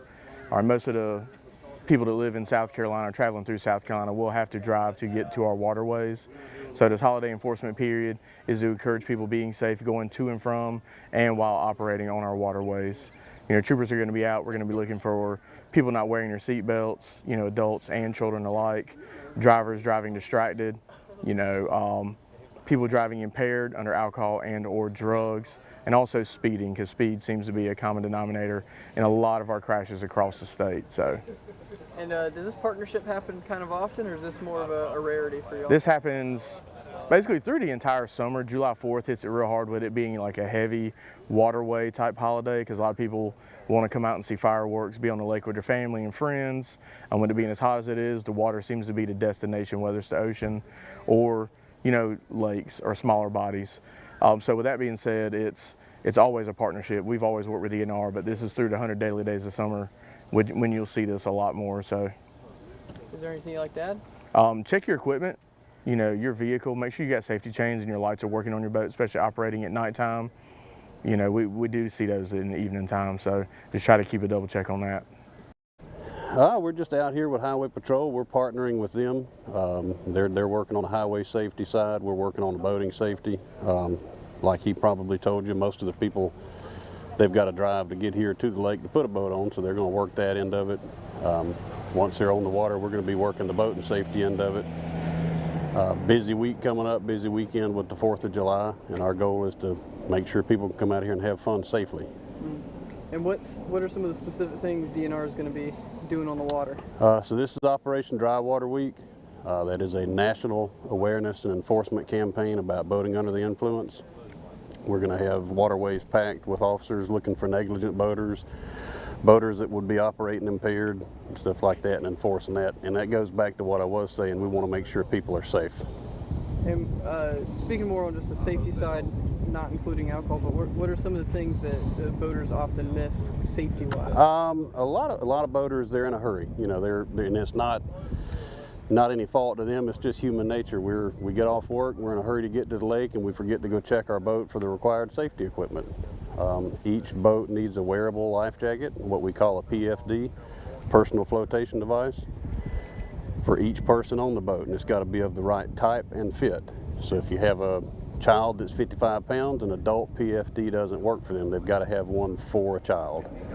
So a life jacket for everybody on the boat, correct type and fit. A Type 4 throwable device. That is typically a square throw cushion with handles on it. It's made to throw out to somebody if they need it. If you try to throw a regular life jacket to somebody, it just twists around. You can throw the Type 4 like a Frisbee. Each boat needs a fire extinguisher, at least a Class B1 marine fire extinguisher, and some type of sound producing device, a horn, bell, or a whistle to let people know that they need help. People need to make sure that their registrations on their boats are up to date. Make sure that they've taken care of that, that they have their registration card on the boat. Those are things we'd be looking for. And what are some of the amount of people that are going to be on the water? Oh, it'll be probably the busiest weekend of the year out on the water. I would tell people, just especially at our public boat landings like where we're at now, be patient. Not everybody is as good at launching or loading the boat as you may be. Just be patient with people. Everybody's out here to have fun. It's not a race. Once you're on the water, same thing. Be patient with people. Not everybody may know all the rules of the road per se on the water. If you get in a congested area, like I've said for years and years, you don't have to thread the needle. You can come back off the throttle and take your time. And what are some of the specific things you're going to be looking out for July 4th? July 4th, we're going to be looking for negligent boat operation. We're going to be looking for impaired boaters. We're going to be checking boats to make sure they have their proper safety equipment. Because at the end of the day, we want people to have a safe July 4th weekend without any incidents. We don't want to have any tragedy. Anything like that? And that is the bottom line. We want to see you July 5th and the Monday following July 4th holiday weekend. So be safe out there this weekend while you have a good time. And we'll just stay on this July 4th beat. You called it, Carlene, right? Yes. The July 4th beat. We have, you were here. Were you here yesterday when Sturdivant talked to I was. Mr. Bartoletti? Yes. Patrick Bartoletti. Yes. Who ate a lot of hot dogs. A lot of hot dogs. Because it is an American tradition. It is. Nathan's, the hot dog eating contest, it's like if you're working on July 4th, which I've done several times. Like, yes. It's like the break that everybody takes, a couple minutes to go and watch the TV where the hot dog eating contest is on. Right, exactly. So a good tradition there. And you know what? We have an interview, an exclusive with our Nick Sturdivant. What is he on? Is he on Play 1 or Play 2? I just lost it now. Play 1. Play 1. Got all the Nick Sturdivant interviews lined up. All the things. All Nick, all the time. All right. So he talked to Patrick Bartoletti, 58 hot dogs in 10 minutes. Right. Can you imagine? No. And Joey Chestnut actually is usually the champion. Right. On that.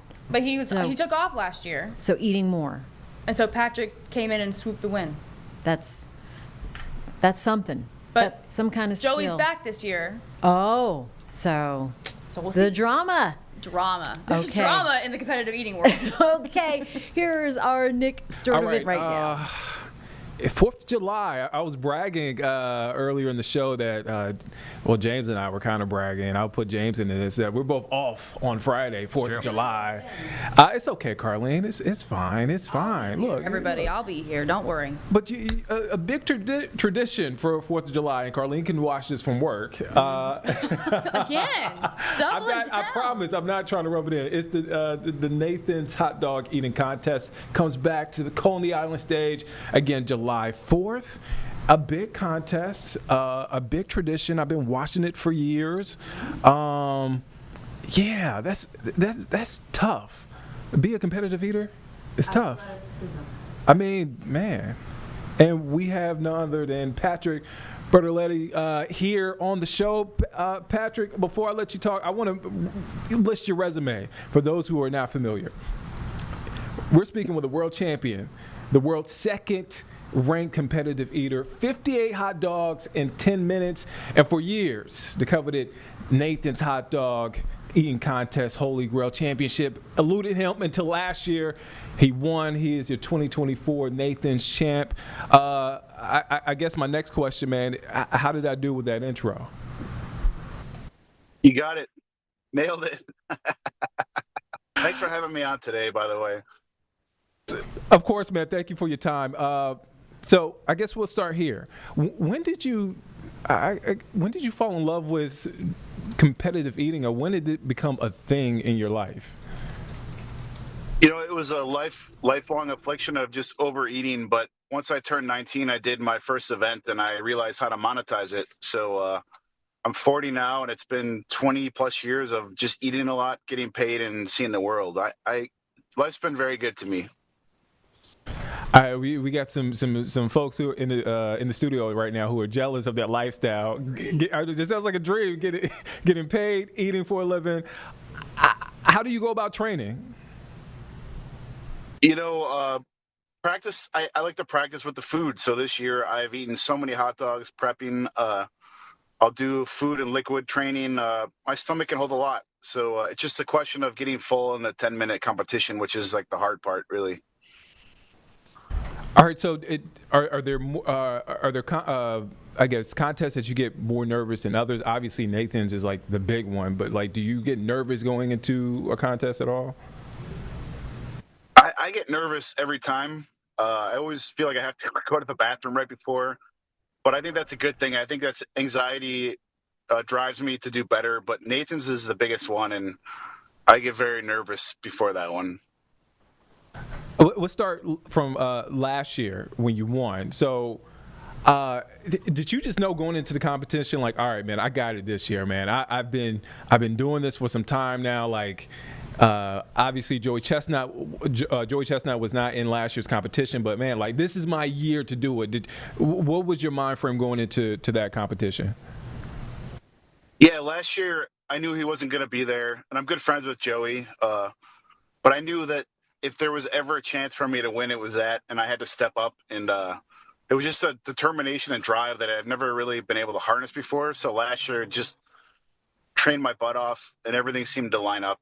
He's going to be back this year, so it's probably not going to happen again, but you never know. We'll see. Oh, come on, dude. No, nah, man. It might happen. I know Joey is back. It might. But do you this training shift? Do you do anything different knowing that Joey's coming back this year? You know, it's actually better for me that he's coming back because there's less pressure, so I can fly in under the radar again. I'm still anxious and nervous going in, but that, like I said, that always happens, and I'm motivated, and that's all that really matters. And I'm ready to go. All right, so we have one of our producers, Jeb Goldman, is he's 25. He's a young guy. He is looking to get into competitive eating. I think his first contest is a pizza eating contest. Any advice for a young guy like this who's looking to etch out a career for himself? I always tell people don't do this, but if you're still going to do it, enter an event, see how you do, and just I would look up online for restaurant challenges. That's always a good way to do it. You know, go in, eat the biggest burrito, get it for free. That's a good place to start. All right. Okay. He's in the studio right now, so he heard some of that advice. All right, man. Anything you want your fans to know going into this big contest on Friday? I think they're gonna tune in and don't watch me too closely because it's not the prettiest to watch me eat the hot dogs very quickly. I'll just say that.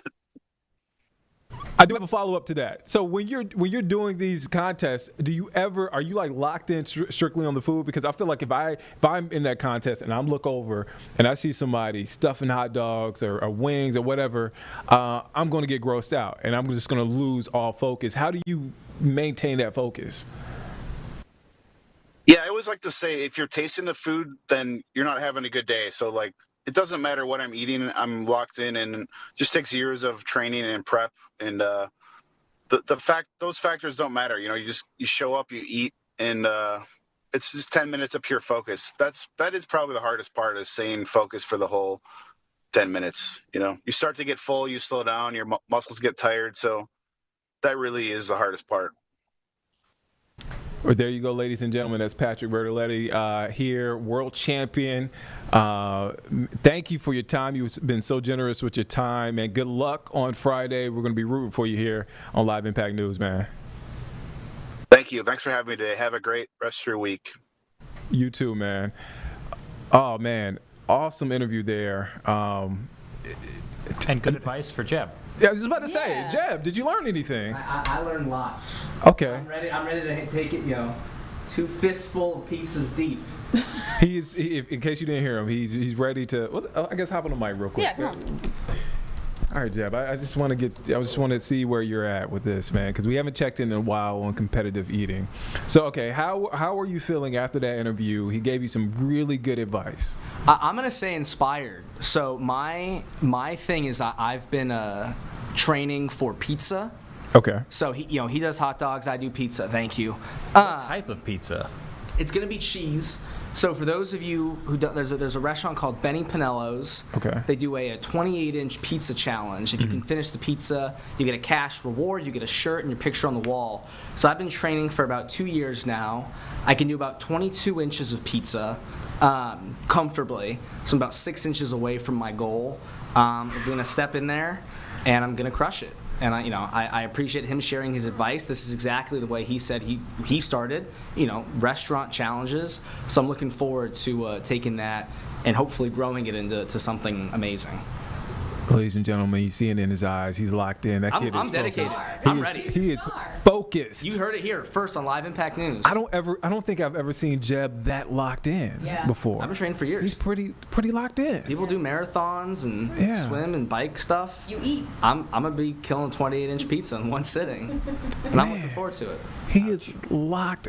James, you said ouch.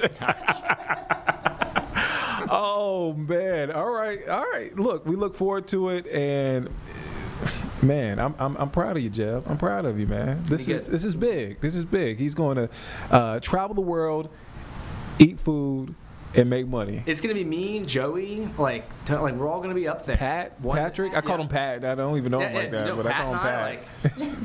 I call him Pat. We're on Pat basis. He's on the show. He's doing the show. I mean, we're best buds now. I mean, y'all call me Nick. Right, exactly. That's not my whole name. Are we not buds? We are. That's what I'm saying. Like once you get into the studio, you just call me Nick. Disregard Nicholas. But all right, okay. So I know what I'm doing for 4th of July. Carlene, watching the Nathan's hot dog eating contest. That was a great interview out shortly on. All right, so this gives us some food for thought. Carlene. Number one, I didn't know. I guess you have to train. You have to train. That's what he said. He's eating just a ton of hot dogs like leading up to this. Yes. And I kind of like kicked myself that I didn't ask him. Okay, so obviously he eats competitively all the time and he just downs hot dogs, whatever. So if you're outside of the competitive eating landscape and you're just eating for fun recreationally. Like, what do you like on your hot dogs? Because obviously you can't like put stuff on your hot dogs in this eating contest. What do you like on your hot dogs, Jane? Just mustard. Same. And some sauerkraut. Sorry, I do want to add the sauerkraut. I like a lot of things on my hot dog, but if I'm just going to like a plain dog, like at home, I'm eating just mustard. But Just I do the like, I mustard. love a Chicago style dog. I was too. gonna say a Chicago. If Chicago a Chicago style hot dog is Yeah. out there and I love it's a chili good dog, one, too, with mustard on it. Ooh. I'll go down that road for a bite. Right, so now I kick myself. I should have asked him because I'm like, all right. What so kind of hot when dogs you you- want to enjoy a hot dog Yeah. and not just And do shovel it you? down, or do you? Do you That's a good- enjoy yeah. a hot dog when you have to train for hot dog eating Eating contests? hundreds of hot dogs ahead of a contest. I like don't the tip. know. I like the advice though. If you want to get into competitive eating, start small. Yeah. And go with. Your burrito contest Yeah. or your steak contest or something like that, and then our Jeb has been training for a That really is- long time. that is to hilarious. Eat this giant pizza on a like And back in the day, I used to be able to eat a large pizza after dance practice. For sure. Right? Yeah. If you had to enter a food competition, what would it be, Carlene? I think mine would be pizza. I'd only Pizza would be good. I could only do two slices, I maybe. could probably do So I would fried lose. chicken. I was gonna say I could do wings. I could do wings, fried chicken. I could do like Garfield style and just Yep. kind of, Yep. pull out the bone. Pizza would also Yeah, be a good pizza's one. not. I can't eat too But you much have pizza. to. That's the thing. You can't even think about it. You just have to be a machine. Yeah. And like, if you get a good pizza, I want to sit there and enjoy it. It's kind of disgusting when they dip the hot dog In water. into the water just to, get it down their gullet for that long. So, whatever. They're paid by Nathan's. Joey's back in the contest. People are going to watch and be disgusted, Oh, yeah. and then eat their own. And then eat later eat their own hot dogs. their own hot dogs. Actually, I was thinking I love burgers. Yes, you do. We've just been talking about some love good burgers. Obviously, I couldn't do an eating contest with huge burgers. If I got, your Little sliders. little slider singles, I could probably do pretty well. You can throw down on that. Again, back in the day in college, it wasn't me. It was actually one of my BFFs who can still throw down some oysters. But when you're on that college budget and you're doing the, I can only eat so much. With a budget, Right. then we did, or I went with her, but she did the oyster eating contest at Hooligans in Miami and won. Good for her. Got us a pitcher of beer. Woo! Got us a pitcher of beer that night. That's a good trophy. You know what I'm saying? I would be very happy with that. Shout out Mary. Yeah. Good Thank shout out, you. Mary. Yes, we talk about it, reminisce love about those oysters. days back in the day. I need to go All to right. oyster roast. We need to go to oyster roast. I miss Ooh. oyster roast. Charleston we used to have. I was them- gonna say, don't you? Charleston, obviously you have roasts in the colder months. Okay. No months only with months with R in them is with oyster roast season. Oh, okay. So, I like that. And even September might still be a little warm for oysters. Your November, December's would be your good That's ones. yeah. Oh, I miss oyster roast. Oyster roast. I You never just don't knew. have them as many up here. I was gonna have to look into that one too. Yeah. All right. So enjoy your eating. Whatever you're eating. Whatever you're eating this weekend. I still got to figure it out. Same. I still got to do something because I'll be here on July Yeah, 4th. same. You're going to be here. I'll be here. We'll be here on July 4th. Give us some July Give us 4th some ideas. ideas. Call in. Call in. Call her. You're on the phone. Get on the phone. You're on live. Yep. All right. You know what? Speaking of live and July 4th, some people are trying to get away still this weekend. We can't, but y'all can. Yeah. So good luck if you have those last minute plans this July 4th weekend and enjoy, really. So whether it is this weekend for a last minute plan, whether it's later on in the summer, if you're trying to get in on a deal, I spoke to Katie Nastro from Going. It's the flight destination app. It's a pretty useful one. I have it. And she had some good advice to consider if you do like to travel, especially try to grab some of those budget-friendly flights. Spoke to her yesterday around, when was it? Was that about 10 o'clock? No, it was even earlier, 9. So I know a lot of people don't stick with us in the 9 o'clock. You can join us in the 10 o'clock here on WCNC Plus. If you missed that interview, here it is for you now here on WCNC Plus. I wanted talk right now as we are approaching the 4th of July weekend, though. We want to talk about travel and maybe some last-minute travel deals. Of course, with the holiday coming up on a Friday this year, many of us are planning an extended holiday, a getaway. What is it going to cost? Where are people going to go? And again, where can we go last minute? Katie Nastro, travel expert at Going, which is the travel flight deal discovery app, joining us now. Hi, Katie. How are you? Hi, Jane. Great to be here. Thanks so much for having me. Katie, what are you seeing in terms of overall cost compared to previous years?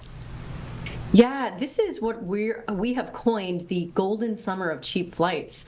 It really is a unique market in that people are still finding minute deals even the week of July 4th, as well as for the rest of the summer. So think end of July, well into August for places across Europe, as well as places across the US. Like, for example, you can head to Chicago for $266 round trip the week of July 4th, so this week, as well as New York, $173 round trip, so keeping that even under the budget, as well as places in Europe for the end of the summer.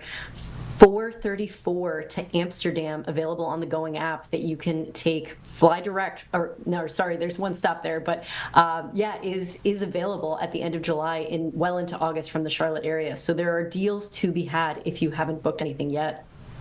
Wow, I mean, less than $500 to Europe, that sounds amazing. What's driving these savings?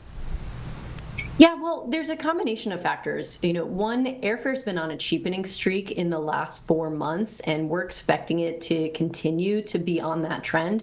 Gas prices, or the price of oil, is lower than previous years, so that's having a slight impact, as well as we are seeing a bit of hesitation in terms of people booking these really big ticket item trips, thinking that, well, we don't really know what's going on with the economy so far out, maybe I'll scale back or wait until I feel a little bit more comfortable to book a trip. So there's hesitation there, as well as we're seeing a decrease in international arrivals. So, from specific places across Europe, that means that there are empty seats, both ways going across the Atlantic. So that also plays into why we're seeing, especially to Europe, these really sort of shoulder season prices during a peak season.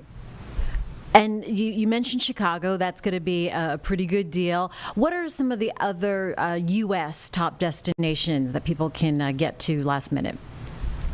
Yeah, so look, at this close in range of time, we would definitely suggest to keep your eyes out on popular hotspots like Las Vegas or Orlando. You could get to Orlando from Charlotte for, I believe, around $80 round trip. Now, that's on a budget carrier, so you just have to be aware, if you're looking for a very last minute, very low profile trip where you're only bringing sort of a carry-on or something that fits underneath your seat, then you definitely can get away for less. As well as, be flexible with your dates. We're seeing, based off of going search data, you can leave on the 4th versus leaving on that Thursday or Wednesday. You can actually save upwards of 20%. And if you can avoid traveling on that Sunday, you're not only going to be looking at a cheaper fare overall, but also Sunday after the July 4th holiday is going to be the busiest day according to that week and according to AAA predictions. And it typically has been in recent years. So if you can, our biggest tip would be avoid that Sunday if you can. Yeah, Sundays are always going to be so tough coming back from a long weekend. So as far as international trips, then, not too many people are booking them. What's behind this gap?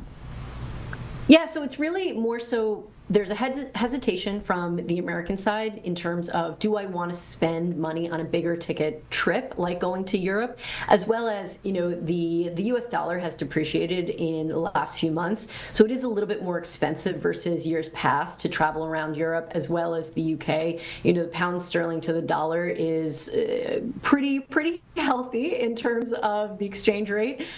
So, that definitely can eat into your travel budget, even if the flight is expensive expensive, or excuse me, even if the flight is on the cheaper side. So people are a little bit cautious there, as well as, there has been a decrease in international arrivals, and this has been since about March, especially from specific places, Germany, the UK, France. We're seeing specific areas just opt to go elsewhere. Specifically, Canadian tourism is way down going to the US. They're opting for other destinations. And so that's also playing into the market. So if you're looking for, from the American side going to Canada, it is more affordable in years past, not only to get there, but also on the ground because of the difference in currencies. So, again, while it is making this market a unique one, we don't want people waiting until the last minute to take advantage of the deals that are available now, because we still are seeing the closer you get, especially the week of July 4th, the closer and closer you get to the day that you're looking to fly, you're still seeing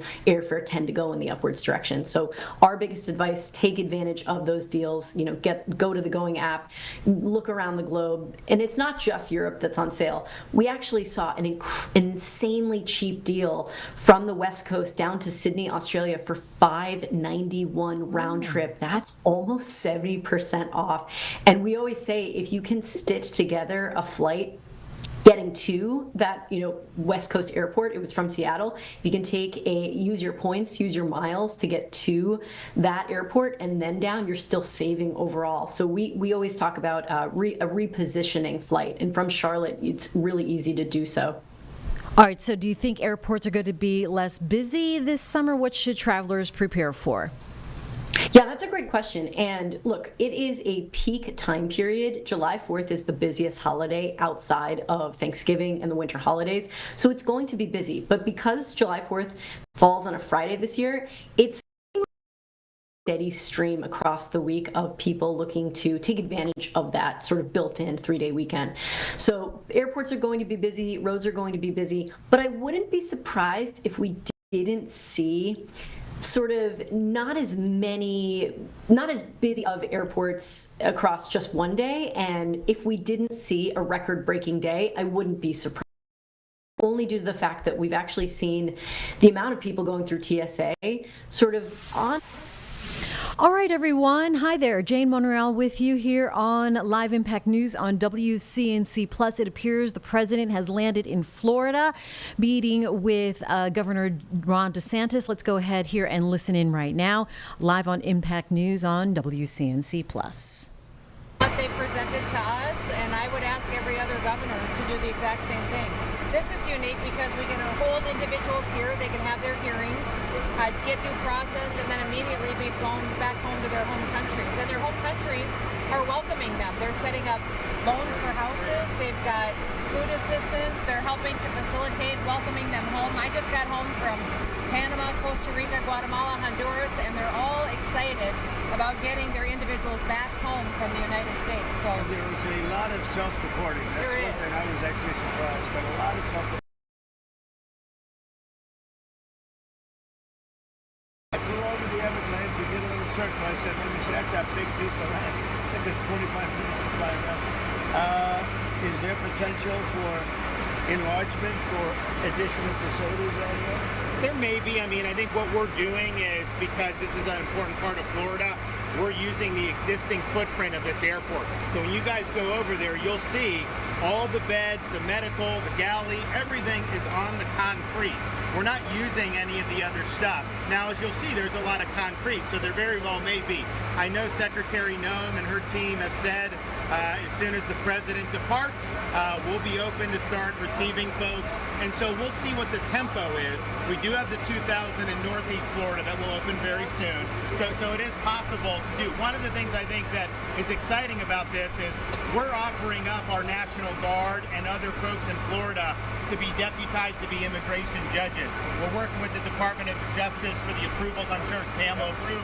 But then I'll have a National Guard judge advocate here someone has a notice to appear, Biden would tell them to come back in 3 years and appear. Now you'll be able to appear in like a day or two, so they're not going to be detained hopefully for all that long. We'll have people here in this facility that can make, it's a bureaucracy. The president's got to deal with the bureaucracy. Now that Supreme Court ruling was good because that's going to allow him to be able to exercise Article 2 the way founders intended, but you still have bureaucracy. So we want to cut through that so that we have an efficient operation between Florida and DHS to get the removal of these illegals done. Are you still prioritizing going after the worst of the worst, or are you now arresting anyone who is here? The worst of the worst always first. Yes. And I think it's great government, what we've done. And nobody can ever forget that this group of people, Biden or whoever it was, because probably wasn't even Biden, I don't think he knew what that was. Biden, whoever it was, what this group of people, a small group that circled the Resolute desk, what they did to this country. Think of it, what your time, all the time you have to waste doing this. It's an unforced error. We had nothing. We had no problem with this. There was never anything like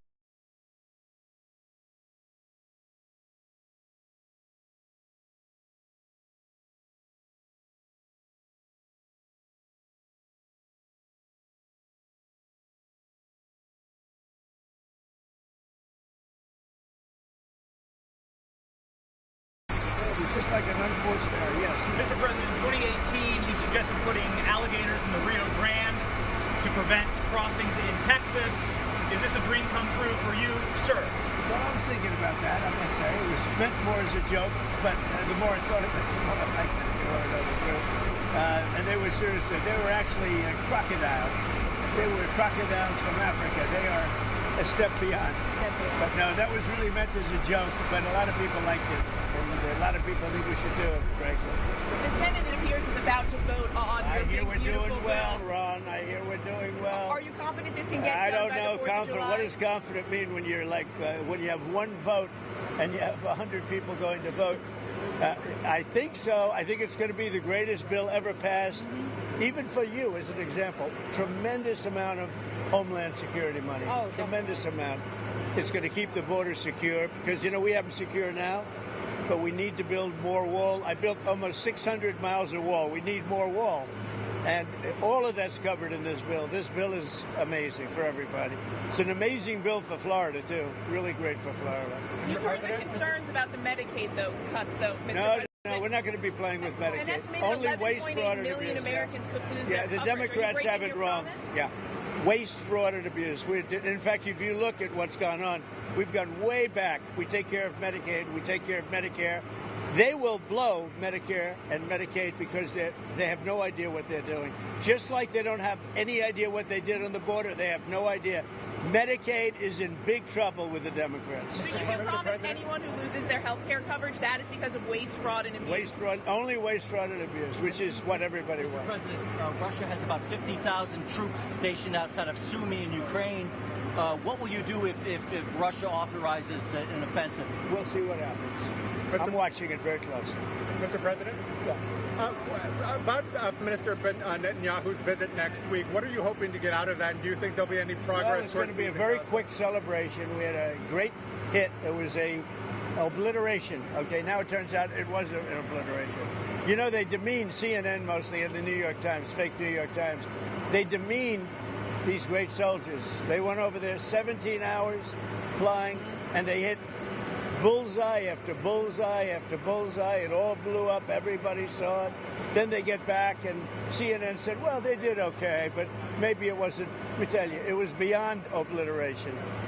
Nobody can even get down there. The tunnels are busted. Everything fell into the well. It was a total and complete obliteration, and we should celebrate these heroes. And what I'm doing is I'm bringing them, Ron, we're bringing them to Florida or to the White House. I gave them their choice. I think they're going to take the White House. Probably. I shouldn't tell you this. Mr. President, there's going to be a new bill called Make American Elections Great Again. I love it. Forcing the U.S. Census Bureau to redo the census to actually get an account of how many Americans with proof of citizenship are in our area, in our country, redistricting some of the House districts. Your thoughts on that? Well, I'll speak for both of us. We love it. Okay, you're going to like this one. I know all about it. We want to bring our elections back.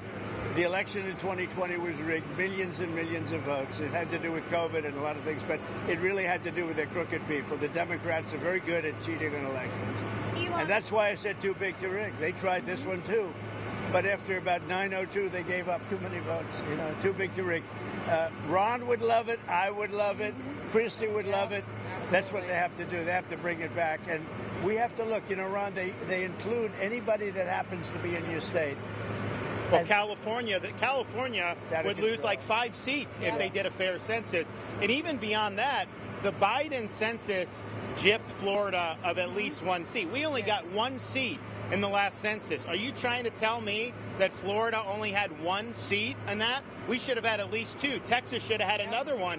That could be the difference in the House of Representatives and the majority. So I would love for them to redo the census for 26.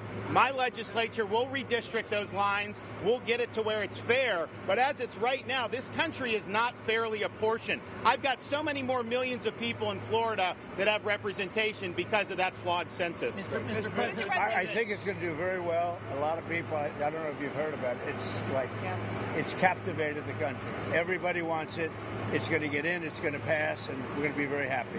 Elon Musk is ripping into this bill again. Are you concerned that Republicans are going to be swayed by Musk and his money? No, I don't think so. I think what's going to happen is Doge is going to look at Musk. And if Doge looks at Musk, we're going to save a fortune. Thank you very much, everybody. I don't think you should be playing that game with me. Mr. President, July 9th tariff guideline. Thank you very much, everybody. Thank you, Mr. President.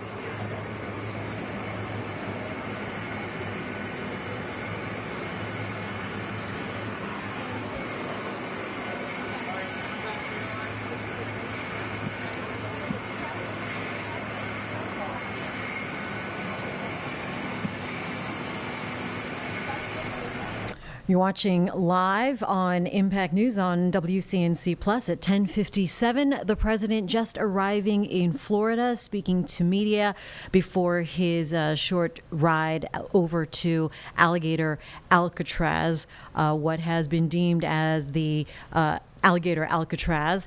This is a live look right now where he is expected to meet other media and officers for the opening of this detention center in the middle of the Everglades. It's been a controversial one at that because of Governor Ron DeSantis there of Florida. His effort, what he describes, is getting aligned with the president's crackdown on and undocumented immigration and trying to have people self-deport from Florida, where some critics of Alligator Alcatraz, are saying that this is interfering with endangered species, sacred lands, those coming from local tribes and other folks there in the middle of the Everglades.